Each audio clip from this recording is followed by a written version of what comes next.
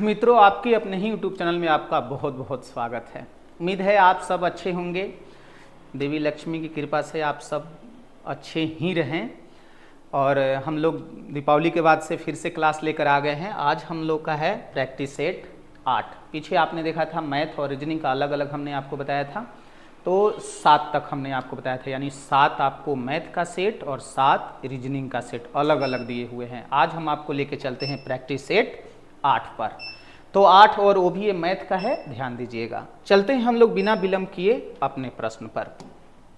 जैसे पहला प्रश्न दिया है, यदि 5 प्रेक्षण A1, A2, A3, A4, 5 तक का औसत हमारा n है, तो कहा है कि सब में से 100 माइनस कर दें सब में से, तो नया औसत क्या होगा।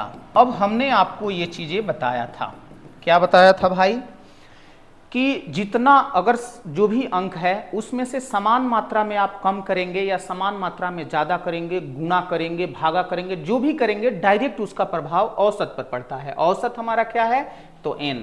सब में से हमने 100 माइनस किया है तो सीधा औसत पे पड़ेगा और आपका नया औसत बन के आ जाएगा n-100। इसलिए हमारा आंसर बन गया n-100। चलते हैं हम अगले प्रश्न पर। यदि एक वर्ग के विकर्ण की लंबाई 10√2 है, ब्लर हो गया है लेकिन ध्यान दीजिएगा 10√2 है, तो इसका वर्ग का क्षेत्रफल कितना। अब आप जानते हैं कि वर्ग के विकर्ण का सूत्र होता है √2 गुणा भुजा बराबर 10√2 दिया है।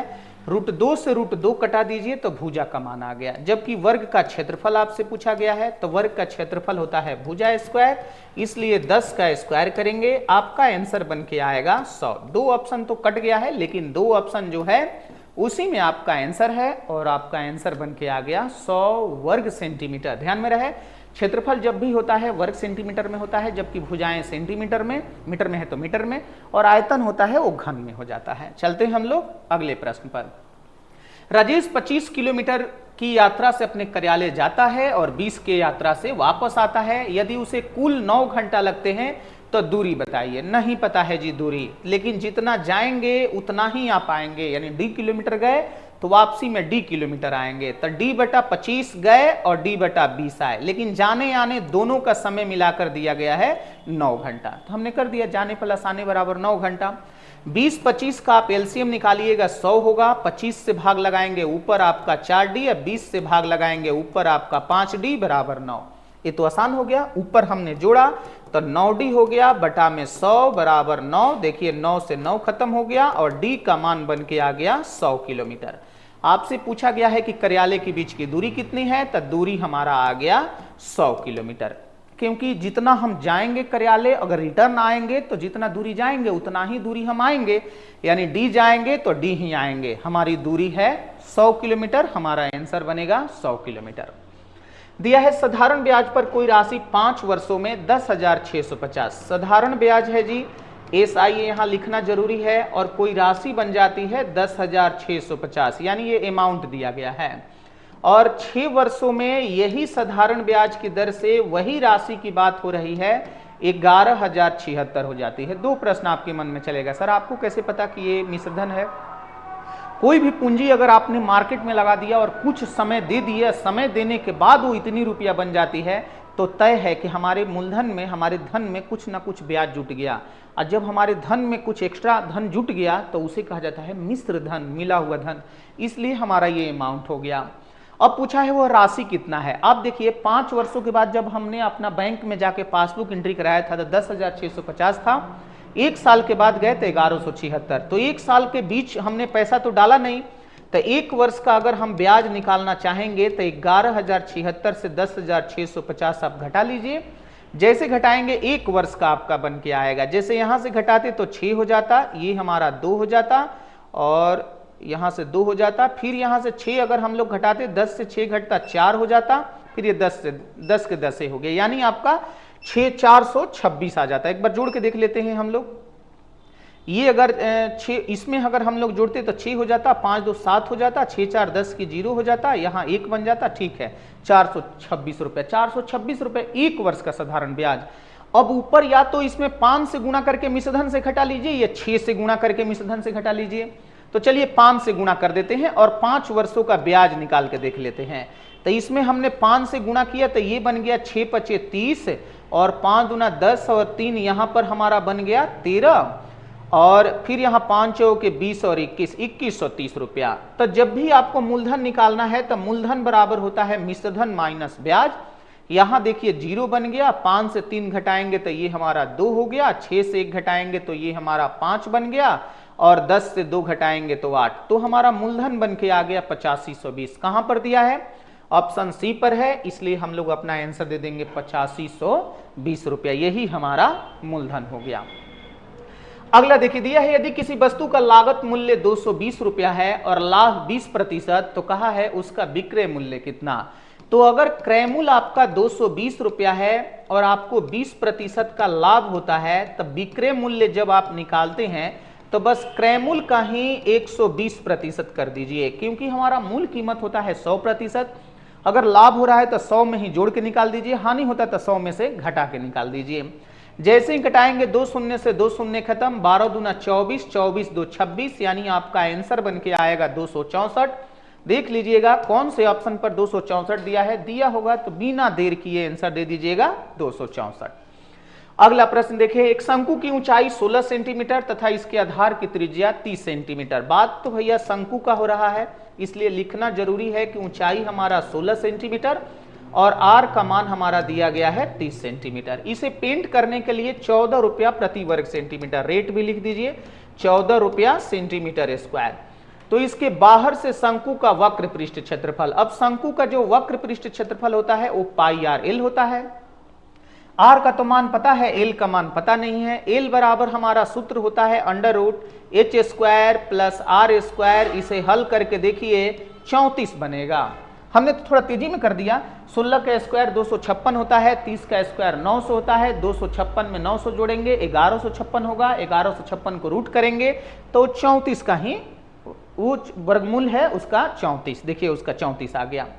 फिर आप सूत्र लगाएंगे पाई आर एल, तो पाई का मान 22/7, आर का मान 30, एल का मान है 34। लेकिन आपसे तो खर्च पूछा गया है, लागत पूछा गया है, तो ये वाला वैल्यू लेके आइएगा और 14 से इसमें गुणा करा दीजिएगा। देखिए ये कट गया 7 से 2 बार में। हम कतई आपको राय नहीं देंगे कि ये आप पूरा गुणा कीजिए, आप सिर्फ इकाई स्थान मैच कराइए। जैसे देखिए एक 0 है, तय हो गया कि एक 0 तो इकाई पे रहेगा ही।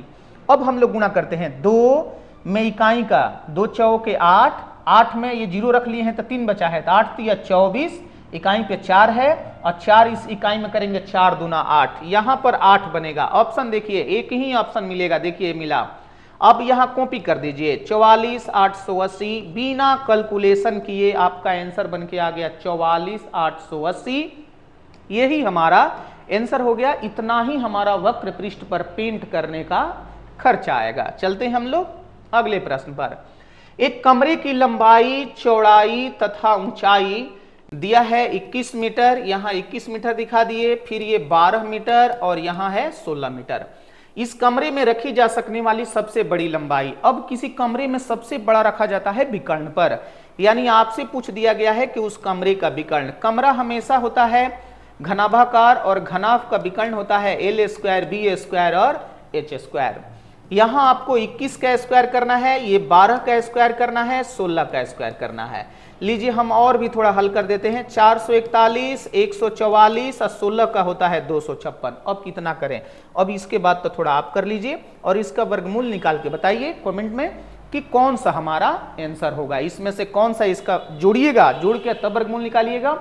वही सबसे अधिक लंबाई का हमारा रखा जा सकने वाला क्या दिया गया है, कमरे में छड़ है, छड़ ना, हाँ छड़ है, छड़ दिया है। तब तक हम लोग चलते हैं अगले प्रश्न पर। ये सिंप्लीफिकेशन का प्रश्न है, तुड़ते चलते हैं। ये 5 दूना 10 एक 11/2 हो गया, माइनस इनका हम लोग करेंगे 4 तिया 12 एक 13/4 हो गया, प्लस 6 और इनको भाग लगा देते हैं -2 और थोड़ा छोटा कर लेते हैं। ये 11/2 माइनस यहां घटेगा तो ये हमारा बन जाएगा ब्रैकेट में 13/4 और प्लस 4, क्योंकि 6 में से 2 घटेगा तो 4 हो जाएगा। ये हो गया हमारा 11/2 माइनस यहां जब हम लोग हल करेंगे 4 चौके 16, 16 ये 13 ये 29 बटा में ये 4 हो गया। जैसे ही हम लोग 4 2 का एलसीएम निकालेंगे 4 होगा, 2 से 11 दूना 22 हो गया, -29 हो गया। 29 से जब 22 घटाएंगे -7/4 हो गया, देख लीजिए ऑप्शन में कहा -7/4 है, तो ऑप्शन डी पर है। ये हमारा आंसर हो गया -7/4। ध्यान में रहिए +7/4 भी दिया है, लेकिन मारिएगा नहीं, वरना नंबर मिलेगा तो है नहीं, निगेटिव चला जाएगा, इसलिए माइनस वाला, क्योंकि यहां माइनस में आया है तो हमें अपना आंसर माइनस में ही देना है।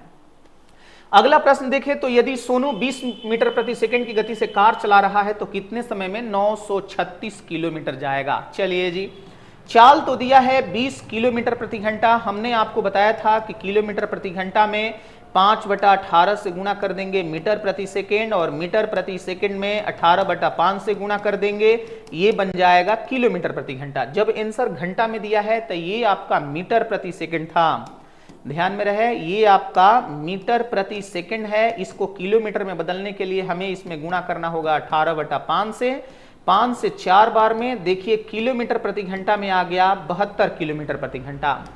अब जब आपको समय निकालना है तो आपका दूरी बना हुआ है 936 किलोमीटर, स्पीड आ गया 72। अब यहां से देखिए इसके हम लोग जैसे ही कटाएंगे तो किससे कटाए, इकाई स्थान पे मैच करा लेते हैं। इकाई स्थान पे मैच कराएंगे तो ये लगता है कि कटेगा नहीं, 4 से ये 18 बार में, 4 से इसे हमने कटाया, 4 से 2 बार में 8 हो गया, 4 तिया 12, 4 चौके 16 हो गया। फिर से 2 बार में कटा देते हैं 9, और 2 से कटा देते हैं 117 बार में।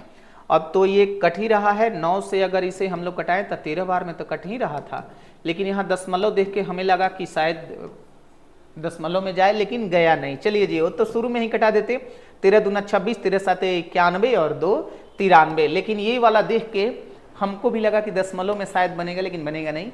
हमारा आंसर बन के आ गया 13 घंटा। चलते हैं हम अंतिम प्रश्न पर। दिया है राम का व्यय और बचत का अनुपात 3:2 है। हर किसी के जीवन में 3 ही काम होता है, आय, व्यय और बचत। इतने में ही पूरी दुनिया परेशान है, जल्दी से कुछ कमा ले, कुछ उसका खा ले और कुछ सेव कर ले, बस इससे ज्यादा कुछ होता ही नहीं है। ये राम जी हैं।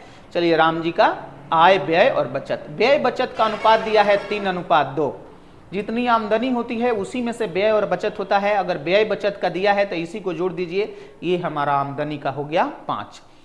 दिया है कि उसकी आय में 10% की वृद्धि। चलिए यहां पर आपको 10% का वृद्धि करना है, और उसके व्यय में 12% की वृद्धि। इसमें आपको 12% की वृद्धि करना है, तो कहा है बताइए उसके बचत में कितने की वृद्धि। अब 10% का मतलब 0.5 होता है, 0.5 5 में बढ़ाएंगे तो 5.5 हो गया। 12% का मतलब 0.36 होता है, 3 में 0.36 बढ़ाएंगे तो 3.36 हो गया। यहां 0 लगा दीजिएगा। अब नया बचत आपको यहां निकालने पड़ेंगे। अगर 5.50 में से 3.36 घटा देते हैं तो ये देखिए बन के आएगा 2.14। तो पूछा है कि पहले जो हमारा बचत था उससे इस बचत में कितने की वृद्धि हुआ है। अगर आपको वृद्धि प्रतिशत निकालना है तो आपका 0.14 की वृद्धि हुआ, कितने में, तो 2 में। प्रतिशत के लिए तो 100, जितने का वृद्धि हुआ ऊपर, जितना टोटल है नीचे, प्रतिशत के लिए 100। 2 0 से ये दशमलव खत्म हो गया, 2 से ये 7 बार में, और वृद्धि का प्रतिशत बन के आ गया 7%। देखिए ऑप्शन ए पर दिया गया है, ऑप्शन ए पर 7%, तो आपको अपना आंसर दे देना है 7%। अगर आपको वीडियो बढ़िया लगे, क्वेश्चन बढ़िया लगे, बनाने का तरीका बढ़िया लगे तो लाइक मार दीजिएगा जरूर। और आज हम इतना ही रहने देते हैं, फिर हम लोग मिलते हैं अगले प्रैक्टिस सेट के साथ। बहुत बहुत धन्यवाद आपको, thank you, Radhe Radhe ji.